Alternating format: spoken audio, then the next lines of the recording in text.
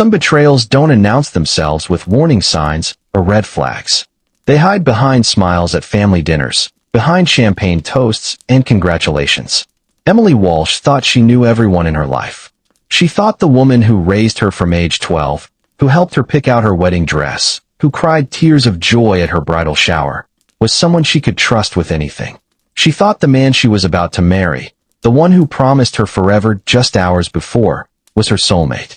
But on what should have been the happiest day of her life, in a quiet hallway of the Grand Oak Hotel in Charleston, South Carolina, Emily opened a door she wasn't supposed to open. And what she saw in those 3 seconds would destroy everything she believed about love, family, and loyalty. This is not a story about a wedding. This is a story about the moment when a woman's entire world collapsed, and what she did with the pieces. Stay with me, because what happened next will make you question everything you think you know about the people closest to you. How does a daughter move forward when the woman who taught her about trust is the one who betrayed her most? How does a bride face 200 guests waiting in a chapel when her groom is nowhere to be found, and for the worst reason imaginable? These are questions Emily Walsh never imagined she would have to answer. But on June 14, 2024, on a perfect Saturday afternoon in South Carolina, with flowers arranged just right and a string quartet playing softly in the background, Emily's carefully planned future shattered into a million irreparable pieces. What drove her stepmother to commit such an unthinkable act? What signs did Emily miss? And most importantly, how did she find the strength to walk back into that chapel and face everyone she loved? Before we get deeper into this story, let us know in the comments where you're watching from. We'd love to hear from you. And if you're new here, click on the subscribe button so you never miss any of our upcoming videos. Emily Walsh grew up in suburban Atlanta, Georgia, in a modest 3-bedroom house with a magnolia tree in the front yard. Her early childhood was simple and happy. Her mother, Rebecca, was a pediatric nurse who worked long hours but always made time for bedtime stories and weekend pancake breakfasts. Her father, David Walsh, managed a small accounting firm and coached Emily's Little League softball team every spring. They weren't wealthy, but they were comfortable, and more importantly, they were happy. That happiness ended on a rainy October evening when Emily was 12 years old. Her mother was driving home from her shift at the hospital when a drunk driver ran a red light at the intersection of Peachtree and Morrison. Rebecca died on impact. Emily remembers the police officer at their door, remembers her father's face going pale, remembers the sound of her own screaming, but not the words she screamed. The year that followed was the darkest of her life. Her father moved through the house like a ghost, barely eating, barely speaking. Emily withdrew into herself. Her grades dropped, and she stopped playing softball. They were 2 people drowning in the same house, unable to reach each other. Then, about 18 months after her mother's death, David met Catherine Morrison at a grief support group. Catherine was 42, recently divorced, with no children of her own. She had warm hazel eyes, an easy laugh, and a way of making David smile again. Emily was cautious at first, protective of her mother's memory, but Catherine was patient. She never tried to replace Rebecca. She would say things like, "Your mom sounds like she was an amazing woman. I wish I could have known her." She brought small gifts, nothing extravagant, just thoughtful things like a book Emily had mentioned wanting or her favorite cookies from the bakery downtown. Slowly, carefully, Catherine became part of their lives. David and Catherine married when Emily was 15, in a small ceremony in their backyard.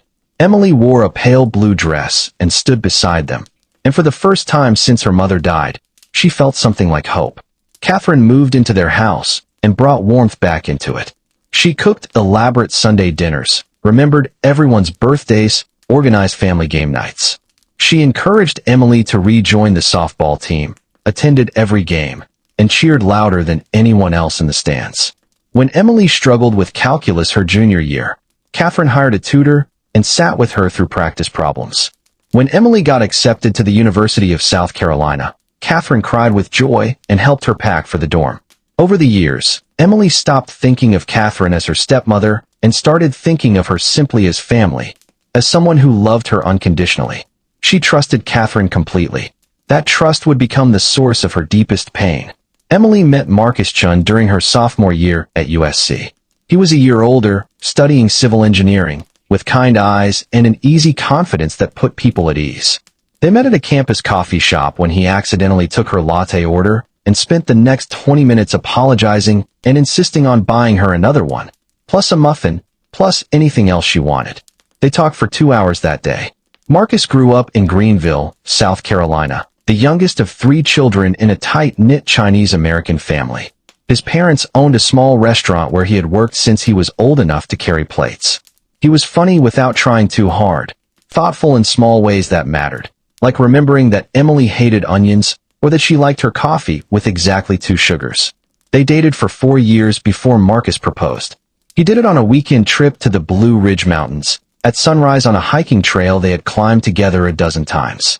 He got down on one knee with a simple gold ring and said, "I want to spend every sunrise with you for the rest of my life."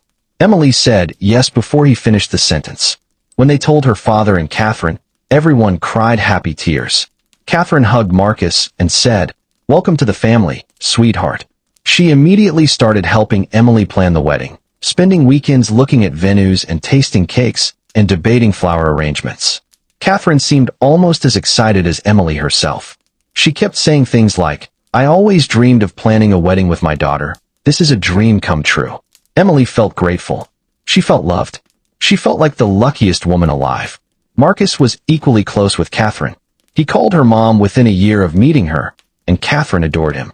She would invite him over for Sunday dinners even when Emily was busy with school, and Marcus would go, would help her cook and tell her stories about his family's restaurant and laugh at her jokes. Emily loved watching them together. She thought it was beautiful that her fiancé and her stepmother got along so well. She never once suspected that their closeness was anything other than familial affection. She never imagined that behind her back, in stolen moments she knew nothing about, something unspeakable was happening. The wedding was planned for June 14th, 2024, at the Grand Oak Hotel in Charleston. It was a beautiful venue with historic architecture, sweeping staircases, and gardens filled with roses. Emily and Marcus invited 200 guests, including family, college friends, and co-workers. The rehearsal dinner was on Friday night, and it went perfectly. Everyone laughed and told stories. Catherine gave a tearful speech about how proud she was, and Marcus's parents welcomed Emily into their family with open arms. Emily went to bed that night feeling a deep sense of peace. Tomorrow, she would marry the love of her life, surrounded by everyone she cared about. Nothing could ruin that. But she was wrong. Terribly, devastatingly wrong. The morning of June 14th started exactly as Emily had always imagined. She woke up in the bridal suite at the Grand Oak Hotel, sunlight streaming through white curtains, her bridesmaids already awake and sipping mimosas. Her best friend since high school, Jessica, was there, along with 2 college friends and her cousin Lily. Catherine arrived an hour later with pastries from Emily's favorite bakery and spent the morning helping with makeup and hair. She kept saying, "You're going to be the most beautiful bride, sweetheart." Emily felt radiant. Her dress was perfect, a fitted ivory gown with lace sleeves and a flowing train. Her hair was swept into an elegant updo with delicate flowers woven through it. Everything was going according to plan. At 2:30 in the afternoon, about 90 minutes before the ceremony was scheduled to begin, Emily suddenly remembered that she had left her grandmother's pearl earrings in Marcus's jacket pocket the night before. They were a family heirloom that her mother had worn on her own wedding day, and Emily desperately wanted to wear them. She told Catherine, who offered to go get them, but Emily said no. "I want to stretch my legs for a minute anyway. I'll be quick." She slipped out of the bridal suite and walked down the hallway toward the groom's suite on the 3rd floor. The hotel was quiet in that mid-afternoon lull. Most guests were still getting ready in their rooms. Emily walked quickly, her heels clicking softly on the marble floor. She reached the groom's suite and raised her hand to knock, but then she heard something, a sound that made her pause. It was faint, muffled through the heavy door, but unmistakable. A woman's voice, breathless and urgent. At first, Emily thought maybe one of the groomsmen had brought a date who wasn't feeling well. She almost turned around, not wanting to intrude. But something made her hesitate. Some instinct, some tiny alarm bell in the back of her mind. She pressed her ear closer to the door. The woman's voice came again, and this time Emily heard words. "Oh God, Marcus!" Emily's heart stopped. Her hand, still raised to knock, began to tremble. She told herself she was misunderstanding. There had to be an explanation. Maybe someone was watching a movie inside. Maybe it was a misunderstanding. But her hand was already turning the doorknob. It wasn't locked. The door swung open. What Emily saw in that moment would replay in her mind 1,000 times over the coming months, each time just as sharp and devastating as the first. Marcus was there, her fiancé, the man she was supposed to marry in less than 2 hours. He was standing near the bed, his shirt unbuttoned, his face flushed, and kneeling in front of him, her hands on his hips, her mouth doing something that Emily's brain could barely process, was Catherine, her stepmother, the woman who had raised her, the woman who had helped her pick out that very wedding dress. Catherine's hazel eyes met Emily's in the mirror across the room, and for a fraction of a second, there was something almost defiant in her expression. Then it shifted to panic. Marcus turned, saw Emily in the doorway, and his face went white. He stumbled backward, fumbling with his pants, his mouth opening and closing like he was trying to form words, but nothing would come out. Emily couldn't move. She stood frozen in the doorway, her brain refusing to accept what her eyes were seeing. Catherine stood up slowly, wiping her mouth with the back of her hand, her lipstick smeared. She said, in a voice that was almost calm, "Emily, this isn't what it looks like." That sentence, so absurd and insulting in its inadequacy, broke through Emily's shock. She heard herself laugh, a sharp, bitter sound that didn't sound like her own voice. She said, "You're right, Catherine. It's probably worse." Then she turned and walked out. She didn't run. She didn't scream. She simply walked back down the hallway, her legs moving automatically, her mind blank and buzzing at the same time. She made it back to the bridal suite before the first sob broke through. Jessica looked up from her phone, smiling, and said, "Did you get the earrings?" Then she saw Emily's face. The other bridesmaids rushed over. Emily collapsed onto the couch, her carefully styled hair falling loose, her makeup running with tears. She couldn't speak.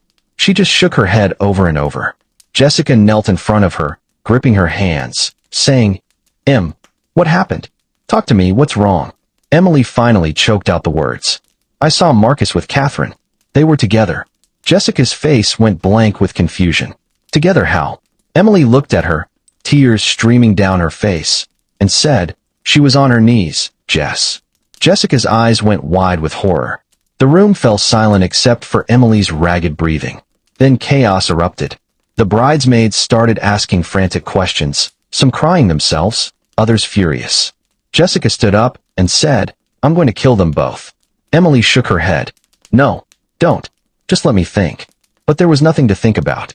The wedding was supposed to start in 75 minutes. 200 guests were arriving. The photographer was setting up. The flowers were arranged in the chapel. And the groom had just been caught with the bride's stepmother in the most unforgivable way imaginable. Emily sat on that couch, her wedding dress pooling around her like a cruel joke, and felt her entire life fall apart. Everything she thought she knew about the people she loved, everything she believed about loyalty and family and trust, was a lie. And the worst part, the part that made her feel physically sick, was the realization that this hadn't been a one-time mistake. The way Catherine and Marcus had moved together, the familiarity in their body language, the defiant look in Catherine's eyes, it all pointed to something that had been going on for a while. How long? Weeks? Months? Had it started during the wedding planning? Had Catherine been sleeping with Marcus while they tasted cakes together, while they chose the song for the mother-son dance, while Emily talked excitedly about her future with the man she loved? The betrayal was so deep, so layered, that Emily couldn't find the bottom of it. She just kept falling. Jessica took charge because Emily couldn't. She sent one of the bridesmaids to find David, Emily's father, and tell him to come to the bridal suite immediately. She sent another to stand guard at the door and not let anyone else in, especially not Catherine or Marcus. Then she sat next to Emily and held her while she cried. When David arrived 10 minutes later, his face was creased with worry. He said, "What's going on? Is Emily okay?" Jessica looked at him and said, "You need to sit down, Mr. Walsh." David sat, his eyes moving between Jessica and his daughter. Emily looked up at her father, her face swollen from crying, and said in a flat voice, "Marcus was with Catherine. Sexually. I walked in on them." David's face went through several expressions in rapid succession. Confusion, disbelief, then dawning horror. He said, "That's not possible. Emily, are you sure you saw what you think you saw?" Emily's voice broke. "Dad, I know what I saw." Catherine had her mouth on him. "There's no misunderstanding here." David stood up so fast his chair tipped over. His face turned red, then purple. He started toward the door, and Jessica jumped up to block him. "Mr. Walsh, don't. Not right now. We need to figure out what to do about the wedding." David's voice was shaking. "What to do? The wedding is off. I'm going to kill him. I'm going to kill both of them." Emily said quietly, "Dad, please. Just stay here with me. I need you here." David stopped. He looked at his daughter, broken and crying in her wedding dress, and all the anger drained out of him. He sank back into the chair and put his face in his hands. He said, "I'm so sorry, sweetheart. I'm so sorry. I never thought Catherine would do something like this. I never imagined either of them capable of this." The question hanging in the room was what to do next. The guests were arriving.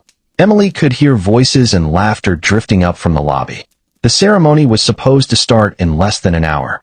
Jessica said gently, We need to make a decision. Do you want to cancel the wedding?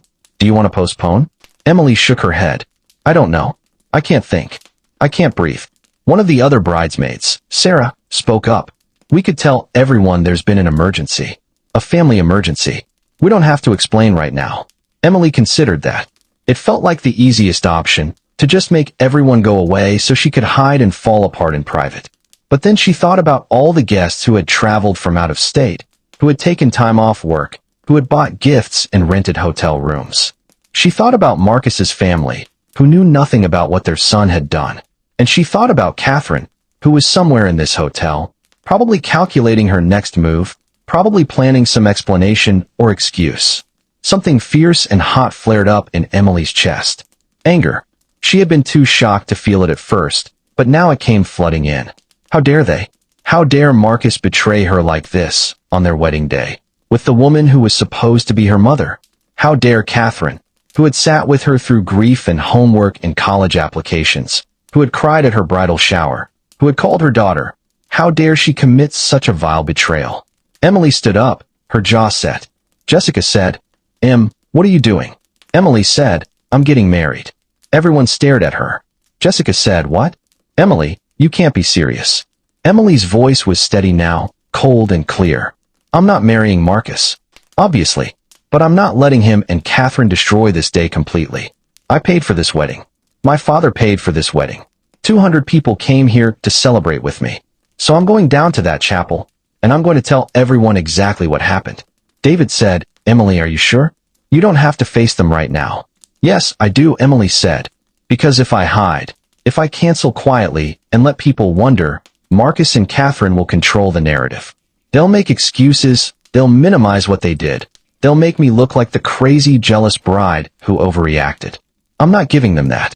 I'm going to stand in front of everyone we know and tell the truth. Then I'm going to walk out of here with my head up." Jessica looked at her with something like awe. "Okay," she said. "Then we're doing this. What do you need?" Emily thought for a moment. She said, "I need you to find the wedding coordinator and tell her the ceremony is canceled, but I'm making a brief announcement. I need you to make sure Marcus and Catherine don't leave the hotel until after I speak. I don't want them sneaking out the back. And I need someone to tell the photographer not to take any pictures during my announcement." "This isn't a photo op," Jessica nodded. "Consider it done." The bridesmaids scattered to execute the plan. David stood and put his hands on Emily's shoulders.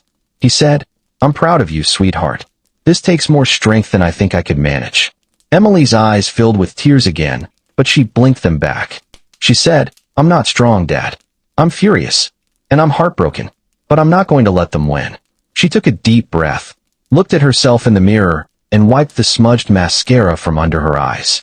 Her hair was a mess, her dress wrinkled from sitting, but she didn't care. She wasn't trying to look beautiful anymore. She was trying to survive.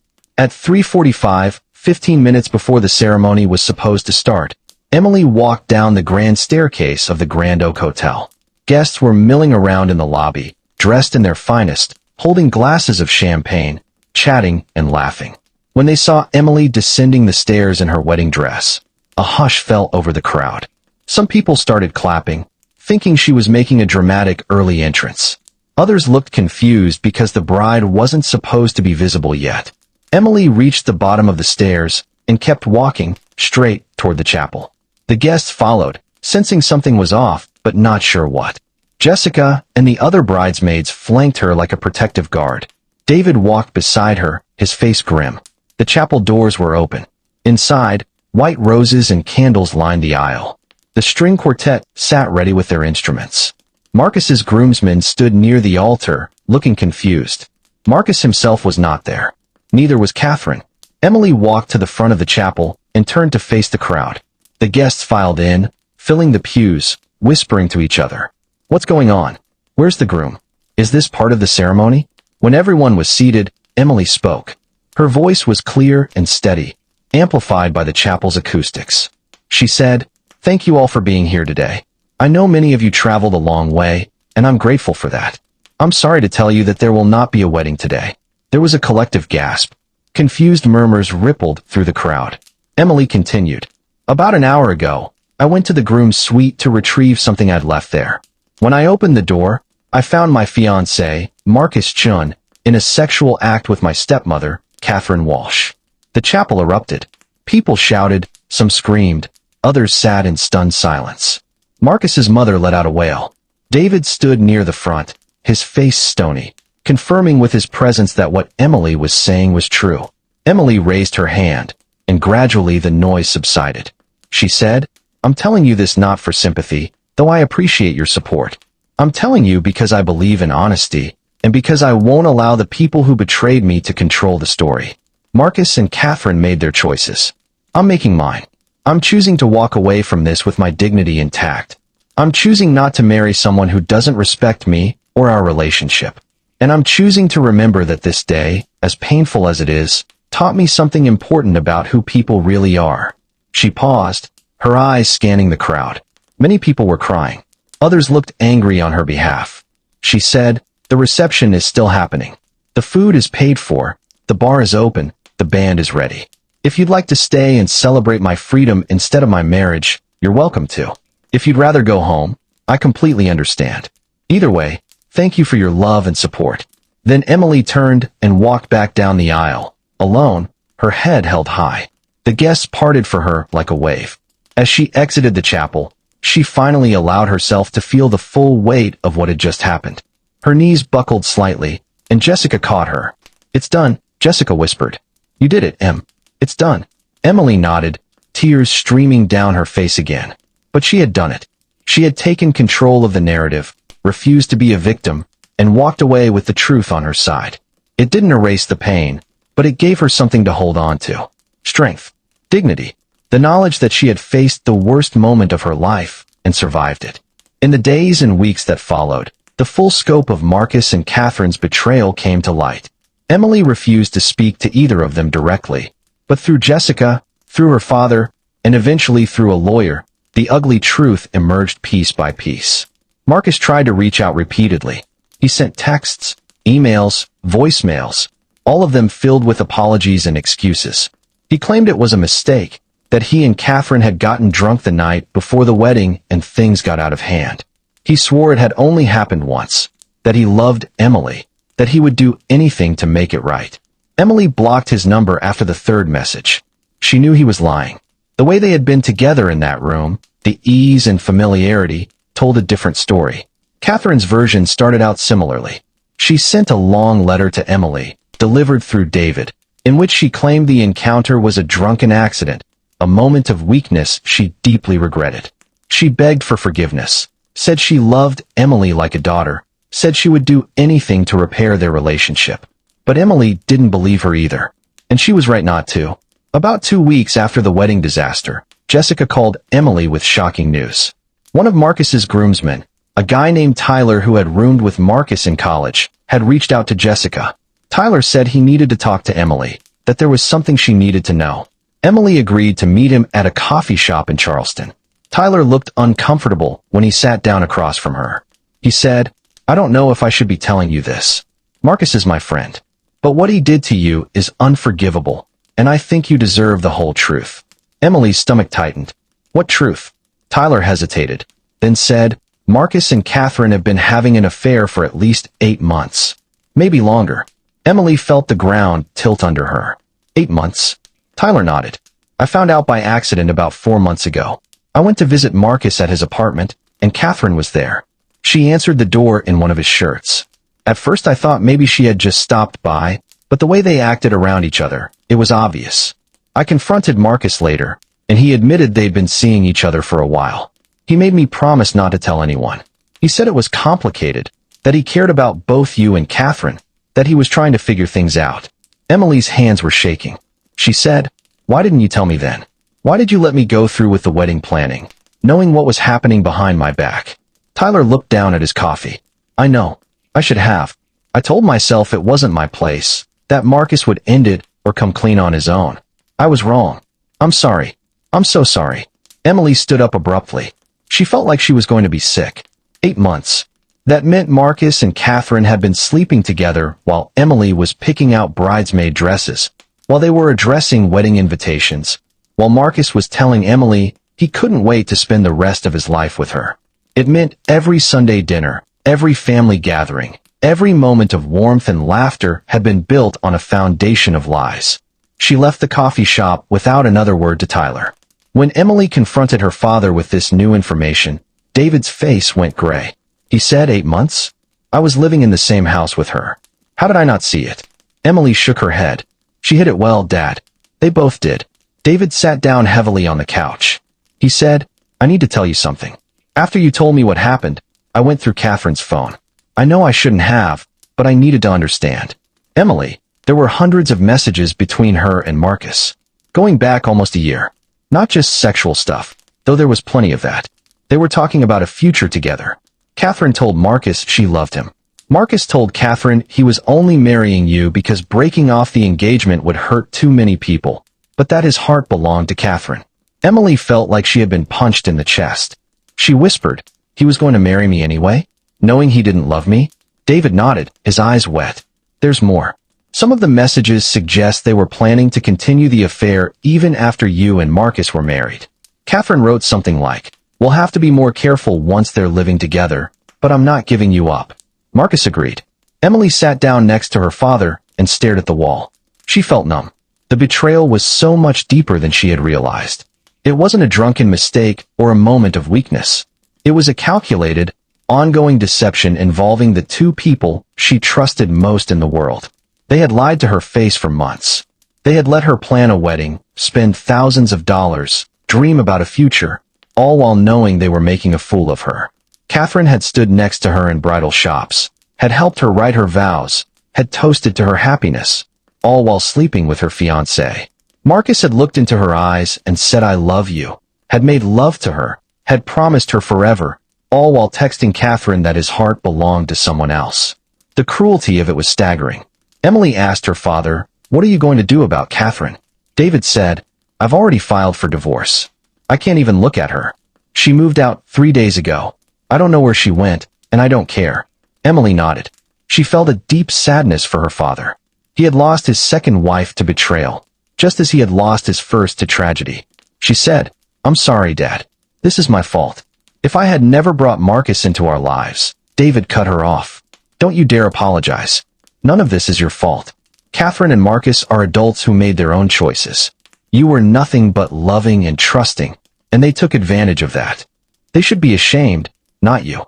Emily leaned her head on her father's shoulder, and they sat together in the quiet house, two people bound by shared betrayal and shared grief. Over the next few weeks, more details emerged through mutual friends and social media whispers. Apparently, Marcus and Catherine had met up in secret dozens of times. Hotel rooms, Catherine's car, even Marcus's apartment when Emily was out of town for work. Some of Emily's friends admitted they had seen Marcus and Catherine together at a restaurant once, looking a little too close, but they had convinced themselves they were imagining things. Who would suspect a man and his fiancée's stepmother of having an affair? It was too twisted, too unthinkable. But that's exactly why Marcus and Catherine thought they could get away with it. They counted on no one suspecting them. They counted on Emily's trust. And they were almost right. If Emily hadn't decided to retrieve those earrings herself, if she had let Catherine go instead, the affair might have continued for years. Emily might have married Marcus, spent her life with him, maybe even had children with him, never knowing that her husband and stepmother were betraying her in the most intimate way possible. The thought made Emily physically ill. But in a strange way, she also felt grateful. Grateful that she had found out before the wedding was finalized, before she was legally bound to Marcus, before she wasted any more of her life on someone who didn't deserve her. The months after the wedding disaster were the hardest of Emily's life.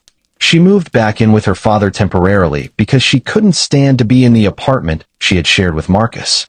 She took a leave of absence from her job as a marketing coordinator because she couldn't focus on anything. She spent a lot of time in therapy, working through the trauma and betrayal, trying to rebuild her sense of self-worth. Her therapist, a kind woman named Dr. Lisa Park, helped her understand that the affair was not a reflection of Emily's value or worthiness. Dr. Park said, when people cheat, it's about their own brokenness, their own selfishness, their own moral failings. It's not because you weren't enough. You were always enough. Marcus and Catherine chose to betray you because of who they are, not because of who you are. That lesson took time to internalize. For months, Emily blamed herself. She thought she should have seen the signs, should have been more attentive, should have been prettier or funnier or more interesting. But slowly, with the help of therapy and the support of her friends and father, Emily began to let go of that false guilt. She began to see Marcus and Catherine for what they really were. Selfish, cowardly people who prioritized their own desires over the feelings and well-being of someone who loved them. People who were willing to destroy a family, a relationship, and a woman's heart for the sake of their own pleasure. People who deserved neither her forgiveness nor her energy. Emily also learned something important about resilience. She learned that she was stronger than she thought. She had stood in front of 200 people and told the truth, even when it was humiliating and painful. She had walked away from a man she loved because she knew she deserved better. She had survived the worst betrayal imaginable and come out the other side still standing. That was no small thing. 6 months after the wedding, Emily decided to leave Atlanta. Too many memories haunted that city. She accepted a job offer in Denver, Colorado, working for a sustainable fashion startup. It was a fresh start, a new chapter. Her father helped her pack, and on the day she left, he hugged her tight and said, "I'm proud of you, sweetheart. You've handled this with more grace and strength than anyone could have asked for." Emily smiled. She said, "I don't know about grace, Dad. I've spent a lot of time crying and screaming and being angry." David shook his head. "That's part of grace. Grace isn't pretending everything is fine. Grace is feeling all the pain and choosing to keep going anyway. You did that. You're doing that." Emily hugged him again, grateful for his love and support. Then she got in her car and drove west, toward a future that was uncertain but entirely her own. In Denver, Emily slowly rebuilt her life. She made new friends, threw herself into her work, started hiking in the mountains on weekends. She went on a few dates, nothing serious, just testing the waters of trusting someone again. It was hard. Every time a man showed interest, a voice in the back of her mind whispered, "What if he betrays you too? What if you can't trust your own judgment?" But Emily pushed through those fears. She reminded herself that not everyone was like Marcus and Catherine. Most people were decent, honest, and capable of real love. She had just been unlucky. She had loved the wrong people. That didn't mean she was broken or doomed to repeat the same mistake. A year after the wedding, Emily went on a blind date set up by a coworker. His name was Daniel Reyes, a high school teacher who loved hiking and old movies. He was funny and thoughtful, and when Emily told him a vague version of her past, about a broken engagement and family betrayal, Daniel didn't press for details. He just said, "That sounds really hard. I'm sorry you went through that." His kindness, his lack of judgment, made Emily feel something she hadn't felt in a long time. Hope. They started dating, slowly, carefully. Emily was honest with Daniel about her trust issues, and he was patient. He never pushed her to move faster than she was comfortable with. He showed up when he said he would. He communicated openly, and he never gave her a reason to doubt him. After 6 months, Emily realized she was in love again. It was different from what she felt for Marcus. It was quieter, steadier, built on a foundation of honesty and respect rather than passion and whirlwind romance. But it was real, and it was healing. 2 years after the wedding disaster, Emily and Daniel got married in a small ceremony in Rocky Mountain National Park. It was just the two of them, an officiant and Emily's father. No big guest list, no elaborate reception, no stress or drama. Just two people promising to love and respect each other in front of the mountains and the sky. Emily wore a simple white dress and wildflowers in her hair. When the officiant pronounced them married and Daniel kissed her, Emily felt something she thought she might never feel again. Peace, joy, the certainty that she was exactly where she was supposed to be, with exactly the right person. After the ceremony, Emily and Daniel hiked to a scenic overlook and sat together watching the sunset. Daniel said, "Are you happy?" Emily nodded, tears in her eyes. She said, "I didn't think I could be this happy again. I thought what happened with Marcus and Catherine broke something in me that couldn't be fixed." Daniel took her hand. He said, "It didn't break you. It changed you. Made you stronger, more careful maybe, but not broken. You're one of the bravest people I know." Emily leaned her head on his shoulder and thought about how far she had come. From that devastating moment in the hotel hallway, from the humiliation of standing in a chapel and announcing her betrayal to 200 people, from the months of grief and therapy and self-doubt, to this moment of peace on a mountain with a man who truly loved her. The journey had been brutal, but it had also been necessary. She had learned who she was when everything fell apart. She had learned that she could survive betrayal and come out stronger. She had learned that trust, once broken, could be rebuilt with the right person. And she had learned that sometimes the worst thing that ever happens to you becomes the catalyst for the best thing that ever happens to you. As for Marcus and Catherine, Emily heard through mutual acquaintances that their relationship fell apart within months of the wedding disaster. Apparently, once the affair was no longer a secret, once they didn't have the thrill of sneaking around and betraying Emily, they realized they didn't actually have much in common.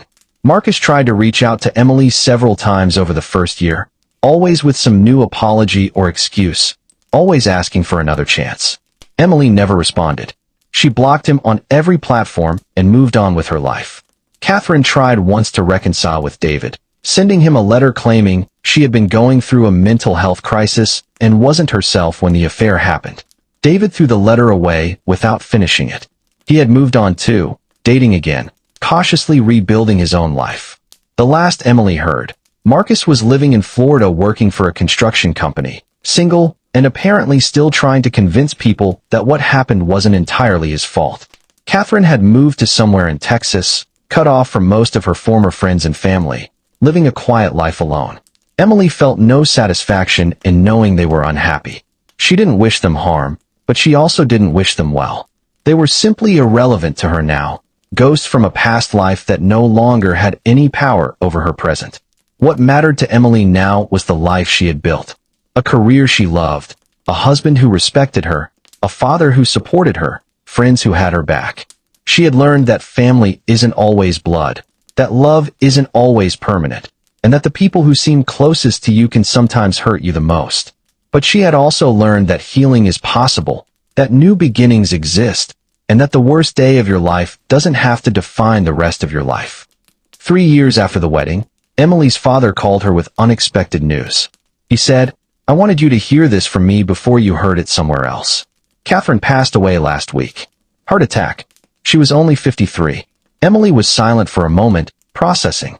She asked, "How do you feel?" David sighed. "Sad, I guess. Not for me, but for her. She threw away her whole life for an affair with a man half her age, and in the end she died alone without the people who once loved her. That's a tragedy, even if it was her own making." Emily agreed. She said, "I don't hate her anymore, Dad. I did for a long time, but I don't now. I just feel sorry for her. Sorry that she never figured out how to be happy without destroying other people's happiness." David said, "That's very mature of you, sweetheart. Your mother would be proud of the woman you've become." After they hung up, Emily sat quietly in her Denver apartment, looking out at the mountains. She thought about Catherine, about the woman who had once been a source of comfort and guidance, who had helped her through the darkest period of her childhood, who had then become the source of the darkest period of her adult life. She thought about how complicated people are, how someone can be both good and terrible, both loving and cruel. She thought about forgiveness, and realized she didn't need to forgive Catherine to move on. She had already moved on. Forgiveness was optional. Healing was not. And Emily had chosen healing. She had chosen to take the shattered pieces of her life and build something new, something beautiful, something entirely her own. That night, Emily called her father back. She said, Dad, I was thinking maybe you could come visit us next month. Daniel, and I want to take you hiking. There's this trail that overlooks a lake, and I think you'd love it. David's voice brightened. I'd like that very much, sweetheart. Emily smiled. She said, good. We'll make a weekend of it. Bring your camera. I want pictures of us being happy. Because that's what we are now. Happy. And that's not because of Marcus and Catherine or in spite of them. It's because we chose to be. We chose to keep living, keep loving, keep trusting even when it was hard. And that's the real victory. Not revenge, not making them suffer, but simply refusing to let their betrayal destroy us. David said quietly, you're absolutely right. I love you, Em. I love you too, Dad. See you next month. So let me ask you something. If you were in Emily's position, if you walked in on your fiancé with your stepmother just hours before your wedding, what would you have done? Would you have had the courage to stand in front of 200 people and tell the truth? Or would you have quietly canceled and hidden away? Would you have been able to forgive eventually? Or would the anger have consumed you? And here's another question. Do you think Emily should have given Marcus a second chance? He kept saying it was a mistake, that he loved her, that he would change. Should she have believed him? Or was she right to walk away completely and never look back? Think about the people in your own life. The ones you trust completely, the ones you'd never suspect of betrayal. How well do you really know them? How can you be sure they're who they appear to be? Emily thought she knew Marcus and Catherine. She would have bet her life on their loyalty. And she would have been wrong. Does that mean we should never trust anyone? Or does it mean we should trust carefully, wisely, with our eyes open? What's the line between being trusting and being naive? These are hard questions, and I don't think there are easy answers. But I do know this. Emily's story is a reminder that betrayal can come from the most unexpected places, from the people who should love us most. And it's also a reminder that we're stronger than we think. That we can survive things we never imagined surviving. That the worst day of our lives doesn't have to be the end of our story. It can be the beginning of a new chapter, a better chapter, if we have the courage to turn the page. So I want to hear from you. Drop a comment and tell me where you're watching from. Tell me what you would have done in Emily's situation. Tell me if this story made you think differently about trust, about family, about love. Tell me if you've experienced betrayal and how you got through it. Your story might help someone else who's going through the same thing. And if this story resonated with you, if it made you feel something, hit that subscribe button. Because we share stories like this every week. Real stories about real people facing impossible situations and finding the strength to keep going. Stories about heartbreak and healing, about betrayal and redemption, about the messy, complicated, beautiful reality of being human. We're building a community here of people who aren't afraid to talk about the hard stuff, who understand that life isn't always pretty, but it's always worth living. So subscribe, turn on notifications, and join us for the next story. Because trust me, you won't want to miss it. Until then, take care of yourselves. Hold your loved ones close, but keep your eyes open. Trust, but verify. Love deeply, but protect your heart. And remember that no matter what betrayal you faced, no matter how broken you feel right now, you have the strength to rebuild. Emily did it. So can you. Thanks for watching. I'll see you in the next one.